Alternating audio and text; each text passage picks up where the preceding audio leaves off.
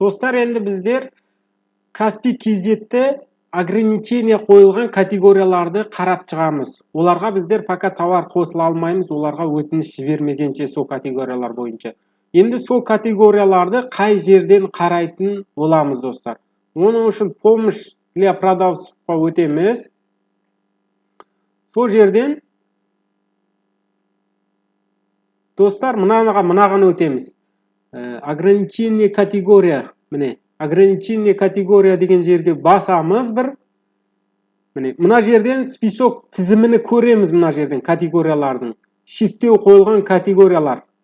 Міне, осы жерден міне көруге болады. Енді біздер осыған өтініш жібере аламыз. Мысалға, осы категорияны мен үшін ашуға болама дегендей. Оған мынаны запрос үшін мынаны бір басып жібереміз.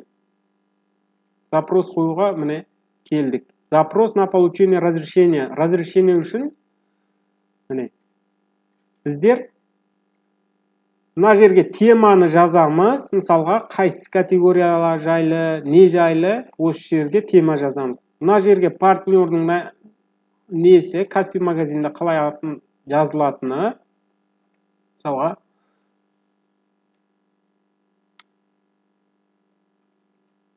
осылай жазамыз. Мына жерде мысалға, қайсы категорияда қандай товар сатпақшысыз, сол жайлы айтуға болады. Кішкене.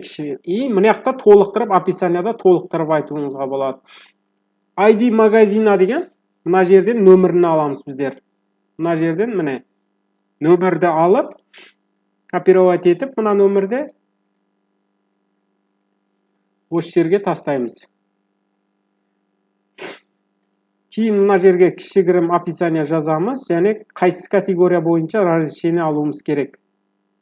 И мына жерге материал тастауымызға болады. Медиа материал, скриншот, экранның осылай тағы бір нәрселер. Енді біздер жібергеннен соң создать етіп, мына жерге вопрос болып тұра қалады. Жауабы поштамызға келеді. Олар ашу, ашпау, олардың қалауындағы нәрсе. Может ашады, может ашпайды. Ашады деп 100% айтуға болмайды. Ашпауы да мүмкін. Өйткені сол категория бойынша магазиндар көбейіп кетсе, ограничение қойып тастайды, шектеу қойып тастайды, достар. Соған байланысты да, может сіз Каспий KZ'тің ішінде бұрыннан сатып жатқан магазин болсаңыз, сізге не ашуы мүмкін? Доступ ашуы мүмкін ограничение категорияға. Жіберіп көруіңізге болады. Егер жаңадан кірген магазин болсаңыз, отказ келуі мүмкін. Оған да байланысты болады.